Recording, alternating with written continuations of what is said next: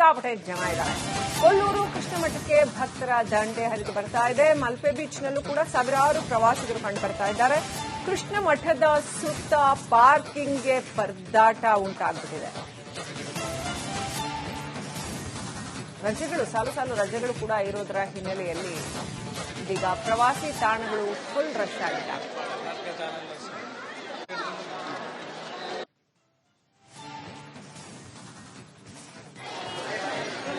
ಸುತ್ತಮುತ್ತಲಿನ ಪ್ರವಾಸಿ ತಾಣಗಳು ಫುಲ್ ರಶ್ ಆಗಿದ್ದಾವೆ. ಜನವೋ ಜನ.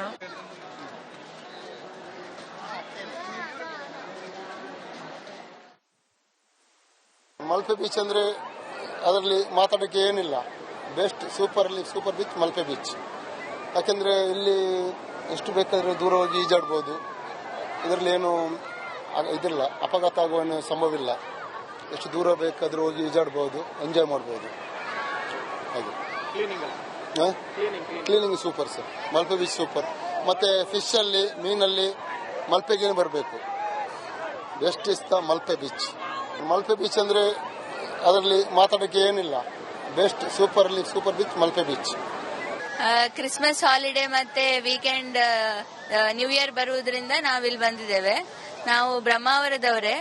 ಬೀಚ್ ತುಂಬಾ ಸೇಫ್ ಇರುವುದರಿಂದ ರಿಲ್ಯಾಕ್ಸ್ ಮಾಡ್ಲಿಕ್ಕಿದೆ ಪ್ಲೇಸ್ ಇರೋದು. ಬಟ್ ಇಲ್ಲಿ ಬಂದು ನೋಡಿದ್ರೆ ತುಂಬಾ ಜನ ಇದ್ದಾರೆ, ರಾಶಿ ಜನ. ಮತ್ತೆ ಎಲ್ಲಾ ಸ್ಪೋರ್ಟ್ಸ್ ಇವೆಂಟ್ಸಿಗೆ ಹೋಗಿದ್ರು ಕೂಡ ಅಲ್ಲಿ ಬಾರ್ಗೇನ್ ಮಾಡ್ಲಿಕ್ಕೂ ಆಗದಿರೋಷ್ಟು ಜನ ಇದ್ದಾರೆ. ಪಾರ್ಕಿಂಗ್ ಕೂಡ ಸಿಕ್ಲಿಲ್ಲ ನಮ್ಗೆ. ಬಟ್ ಇದು ಕ್ಲೀನಿಂಗ್ ಎಲ್ಲ ತುಂಬಾ ಚೆನ್ನಾಗಿ ಮೇಂಟೈನ್ ಮಾಡಿದ್ದಾರೆ. ಅಂಡ್ ಓವರ್ ಆಲ್ ಎಕ್ಸ್ಪೀರಿಯನ್ಸ್ ತುಂಬಾ ಚೆನ್ನಾಗಿದೆ. ಕ್ರಿಸ್ಮಸ್ ರಜೆ, ಇನ್ನೊಂದು ಕಡೆ ನ್ಯೂ ಇಯರ್ ಸಮೀಪಿಸ್ತಾ ಇದೆ. ಈ ಕಾರಣದಿಂದಾಗಿ ಉಡುಪಿಗೆ ಪ್ರವಾಸಿಗರ ದಂಡೆ ಹರಿದು ಬರ್ತಾ ಇರುವಂತದ್ದು. ಒಂದು ವರ್ಷ ತುಂಬ್ತಾ ಬರುವ ಹಾಗೆ ನ್ಯೂ ಇಯರ್ ಅನ್ನ ಉಡುಪಿಯಲ್ಲಿ ಕಳಿಬೇಕು ಅಂತ ಸಾಕಷ್ಟು ಜನ ಪ್ಲಾನ್ ಮಾಡ್ಕೊಂಡಿರ್ತಾರೆ. ಹಾಗಾಗಿ ಆ ಕ್ರಿಸ್ಮಸ್ ರಜೆ ಸಿಕ್ಕಿದ ತಕ್ಷಣದಲ್ಲಿ ಉಡುಪಿಗೆ ಬರುವಂತ ಪ್ಲಾನ್ ಅನ್ನ ಪ್ರವಾಸಿಗರು ಮಾಡ್ಕೊಂಡಿರ್ತಾರೆ. ಹಾಗಾಗಿ ಆ ಡಿಸೆಂಬರ್ ಎಂಡಿನಲ್ಲಿ ಉಡುಪಿಯಲ್ಲಿ ಸಾಕಷ್ಟು ಜನದಟ್ಟಣೆ ಕೂಡ ಇರುವಂತದ್ದು. ನಾವು ಈಗ ಸದ್ಯ ಮಲ್ಪೆ ಬೀಚಿನಲ್ಲಿದ್ದೇವೆ. ಬೀಚಿನಲ್ಲಿ ನೋಡಿದ್ರೆ ಜನರ ಸಂಖ್ಯೆ ನೋಡಿದ್ರೆ ಗಮನಕ್ಕೆ ಬರ್ತದೆ. ಸಾವಿರಾರು ಸಂಖ್ಯೆಯಲ್ಲಿ ಲಕ್ಷಾಂತರ ಜನ ದಿನನಿತ್ಯ ಇದೇ ರೀತಿ ಬಂದು ಹೋಗ್ತಾ ಇದ್ದಾರೆ ಉಡುಪಿಗೆ. ಒಂದಷ್ಟು ಜನ ಉಡುಪಿಯಲ್ಲೇ ಒಂದು ವಾರವನ್ನ ಕಳಿಬೇಕು ಅಂತ ಪ್ಲಾನ್ ಮಾಡ್ಕೊಂಡಿರ್ತಾರೆ. ನ್ಯೂ ಇಯರ್ ಕಳೆದ ನಂತರನೇ ಉಡುಪಿಯಿಂದ ಹೋಗೋದಕ್ಕೆ ಪ್ಲಾನ್ ಮಾಡ್ಕೊಂಡಿರ್ತಾರೆ. ಹಾಗಾಗಿ ಉಡುಪಿಯಲ್ಲಿರುವಂತಹ ರೆಸಾರ್ಟ್ಗಳು ಇರಬಹುದು, ಲಾಡ್ಜ್ಗಳು ಇರಬಹುದು, ಎಲ್ಲವೂ ಕೂಡ ಫುಲ್ ಆಗಿರುವಂತದ್ದು. ಜೊತೆಗೆ ಉಡುಪಿಗೆ ಬಂದ್ರೆ ಮಲ್ಪೆ ಬೀಚ್ಗೆ ಹೋಗಬಹುದು, ಅಥವಾ ಕಾಪು ಬೀಚ್, ಅಥವಾ ಮರವಂತೆ ಬೀಚ್, ತ್ರಾಸಿ ಬೀಚ್, ಹೀಗೆ ಆ ಬೀಚ್ಗಳನ್ನ ನೋಡುವುದ್ರ ಜೊತೆಗೆ ಒಂದಷ್ಟು ಟೆಂಪಲ್ಗಳನ್ನ ವಿಸಿಟ್ ಮಾಡಬಹುದು ಅನ್ನುವಂತ ಪ್ಲಾನ್ ಅನ್ನ ಮಾಡ್ಕೊಂಡಿರ್ತಾರೆ. ಕೊಲ್ಲೂರು ಇರಬಹುದು, ಕೃಷ್ಣ ಮಠ, ಹೀಗೆ ಬೇರೆ ಬೇರೆ ಆನೆಗುಡ್ಡೆ, ಹೀಗೆ ಬೇರೆ ಬೇರೆ ಟೆಂಪಲ್ಗೆ ಹೋಗುವ ಪ್ಲಾನ್ ಅನ್ನ ಕೂಡ ಮಾಡ್ಕೊಂಡಿರ್ತಾರೆ. ಸದ್ಯಕ್ಕೆ ಮಲ್ಪೆ ಬೀಚ್ಗೆ ಬಂದಂತ ಪ್ರವಾಸಿಗರಿಗೆ ಯಾವುದೇ ರೀತಿಯ ನಿರಾಸೆ ಆಗೋದಕ್ಕೆ ಸಾಧ್ಯ ಇಲ್ಲ. ಯಾಕಂದ್ರೆ ಎಲ್ಲಾ ತರದ ವಾಟರ್ ಸ್ಪೋರ್ಟ್ಸ್ಗಳು ಕೂಡ ಇರುವಂತದ್ದು. ಒಂದಷ್ಟು ಪ್ರವಾಸಿಗರು ಬೇರೆ ಬೇರೆ ಬೋಟಿಂಗ್ ಇರಬಹುದು, ಅಥವಾ ಬೋಟ್ ರೈಡಿಂಗ್ ಇರಬಹುದು, ಅಥವಾ ಸೈಂಟ್ ಮೇರ್ಸಿಗೆ ಹೋಗುವಂತದ್ದು, ಹೀಗೆ ಬೇರೆ ಬೇರೆ ಸ್ಪೋರ್ಟ್ಸ್ ಗಳಲ್ಲಿ ಪ್ಯಾರಾಚೂಟ್ ಇರಬಹುದು, ಹೀಗೆ ಬೇರೆ ಬೇರೆ ಸ್ಪೋರ್ಟ್ಸ್ ಗಳಲ್ಲಿ ಕೂಡ ಭಾಗವಹಿಸ್ತಾ ಇರುವಂತದ್ದು.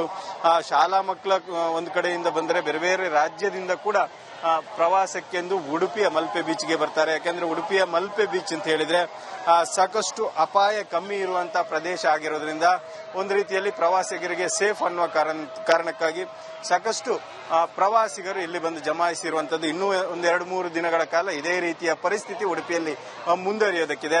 ಒಟ್ಟಿನಲ್ಲಿ ಒಂದು ಕಡೆ ನಗರ ಕೂಡ ಜನದಟ್ಟಣೆಯಿಂದ ತುಂಬಿರುವಂತದ್ದು. ಮಲ್ಪೆ ಬೀಚ್ ಕೂಡ ಮುಂಜಾನೆಯಿಂದ ಸಂಜೆ ತನಕ ಹೀಗೆ ಜನರಿಂದ ತುಂಬಿರುವಂತಹ ದೃಶ್ಯಗಳನ್ನು ನಾವು ಗಮನಿಸಬಹುದು. ಹರೀಶ್ ಪಾಲೆಚಾರ್, ರಿಪಬ್ಲಿಕ್ ಕನ್ನಡ. ಸಿಕ್ಕಾಪಟ್ಟೆ ಜನ ಇದ್ದಾರೆ.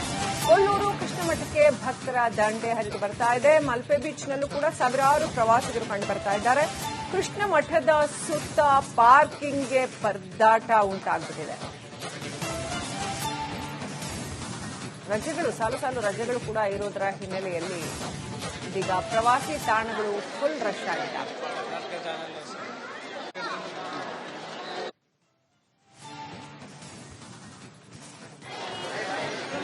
ಸುತ್ತಮುತ್ತಲಿನ ಪ್ರವಾಸಿ ತಾಣಗಳು ಫುಲ್ ರಶ್ ಆಗಿದ್ದಾವೆ. ಜನವೋ ಜನ.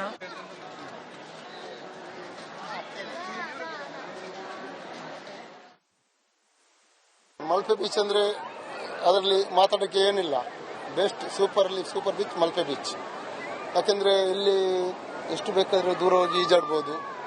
ಇದರಲ್ಲಿ ಏನು ಇದಿಲ್ಲ, ಅಪಘಾತ ಆಗುವ ಸಂಭವ. ಎಷ್ಟು ದೂರ ಬೇಕಾದರೂ ಹೋಗಿ ಈಜಾಡ್ಬೋದು, ಎಂಜಾಯ್ ಮಾಡ್ಬೋದು. ಹಾಗೆ cleaning super sir, Malpe beach super. ಮತ್ತೆ ಫಿಶ್ ಅಲ್ಲಿ, ಮೀನಲ್ಲಿ ಮಲ್ಪೆಗೆ ಬರಬೇಕು. Best is the Malpe beach. Malpe beach ಅಂದ್ರೆ ಅದರಲ್ಲಿ ಮಾತಾಡೋಕ್ಕೆ ಏನಿಲ್ಲ. Best super beach Malpe beach. Christmas holiday ಮತ್ತೆ ವೀಕೆಂಡ್ ನ್ಯೂ ಇಯರ್ ಬರುವುದರಿಂದ ನಾವಿಲ್ಲಿ ಬಂದಿದ್ದೇವೆ. ನಾವು ಬ್ರಹ್ಮಾವರದವರೇ. ಬೀಚ್ ತುಂಬಾ ಸೇಫ್ ಇರುವುದರಿಂದ ರಿಲ್ಯಾಕ್ಸ್ ಮಾಡ್ಲಿಕ್ಕೆ ಇದೆ ಪ್ಲೇಸ್ ಇರೋದು. ಬಟ್ ಇಲ್ಲಿ ಬಂದು ನೋಡಿದ್ರೆ ತುಂಬಾ ಜನ ಇದ್ದಾರೆ, ರಾಶಿ ಜನ. ಮತ್ತೆ ಎಲ್ಲಾ ಸ್ಪೋರ್ಟ್ಸ್ ಇವೆಂಟ್ಸಿಗೆ ಹೋಗಿದ್ರು ಕೂಡ ಅಲ್ಲಿ ಬಾರ್ಗೇನ್ ಮಾಡ್ಲಿಕ್ಕೂ ಆಗದಿರೋಷ್ಟು ಜನ ಇದ್ದಾರೆ. ಪಾರ್ಕಿಂಗ್ ಕೂಡ ಸಿಕ್ಲಿಲ್ಲ ನಮ್ಗೆ. ಬಟ್ ಇದು ಕ್ಲೀನಿಂಗ್ ಎಲ್ಲ ತುಂಬಾ ಚೆನ್ನಾಗಿ ಮೇಂಟೈನ್ ಮಾಡಿದ್ದಾರೆ. ಅಂಡ್ ಓವರ್ ಆಲ್ ಎಕ್ಸ್ಪೀರಿಯನ್ಸ್ ತುಂಬಾ ಚೆನ್ನಾಗಿದೆ. ಕ್ರಿಸ್ಮಸ್ ರಜೆ, ಇನ್ನೊಂದು ಕಡೆ ನ್ಯೂ ಇಯರ್ ಸಮೀಪಿಸ್ತಾ ಇದೆ. ಈ ಕಾರಣದಿಂದಾಗಿ ಉಡುಪಿಗೆ ಪ್ರವಾಸಿಗರ ದಂಡೆ ಹರಿದು ಬರ್ತಾ ಇರುವಂತದ್ದು. ಒಂದು ವರ್ಷ ತುಂಬ್ತಾ ಬರುವ ಹಾಗೆ ನ್ಯೂ ಇಯರ್ ಅನ್ನ ಉಡುಪಿಯಲ್ಲಿ ಕಳಿಬೇಕು ಅಂತ ಸಾಕಷ್ಟು ಜನ ಪ್ಲಾನ್ ಮಾಡ್ಕೊಂಡಿರ್ತಾರೆ. ಹಾಗಾಗಿ ಆ ಕ್ರಿಸ್ಮಸ್ ರಜೆ ಸಿಕ್ಕಿದ ತಕ್ಷಣದಲ್ಲಿ ಉಡುಪಿಗೆ ಬರುವಂತ ಪ್ಲಾನ್ ಅನ್ನ ಪ್ರವಾಸಿಗರು ಮಾಡ್ಕೊಂಡಿರ್ತಾರೆ.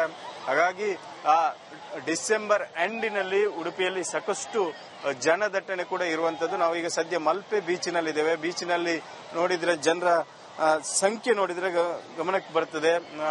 ಸಾವಿರಾರು ಸಂಖ್ಯೆಯಲ್ಲಿ ಲಕ್ಷಾಂತರ ಜನ ದಿನನಿತ್ಯ ಇದೇ ರೀತಿ ಬಂದು ಹೋಗ್ತಾ ಇದ್ದಾರೆ ಉಡುಪಿಗೆ.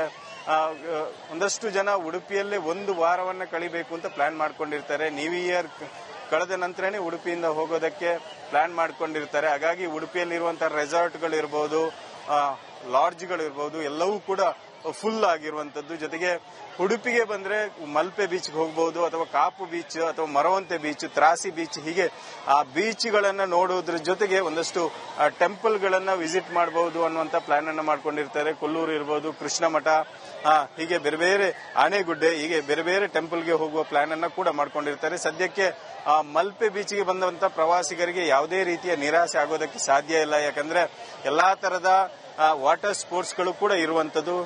ಒಂದಷ್ಟು ಪ್ರವಾಸಿಗರು ಬೇರೆ ಬೇರೆ ಬೋಟಿಂಗ್ ಇರಬಹುದು, ಅಥವಾ ಬೋಟ್ ರೈಡಿಂಗ್ ಇರಬಹುದು, ಅಥವಾ ಸೈಂಟ್ ಮೇರ್ಸಿಗೆ ಹೋಗುವಂತದ್ದು, ಹೀಗೆ ಬೇರೆ ಬೇರೆ ಸ್ಪೋರ್ಟ್ಸ್ ಗಳಲ್ಲಿ, ಪ್ಯಾರಾಚೂಟ್ ಇರಬಹುದು, ಹೀಗೆ ಬೇರೆ ಬೇರೆ ಸ್ಪೋರ್ಟ್ಸ್ ಗಳಲ್ಲಿ ಕೂಡ ಭಾಗವಹಿಸ್ತಾ ಇರುವಂತದ್ದು.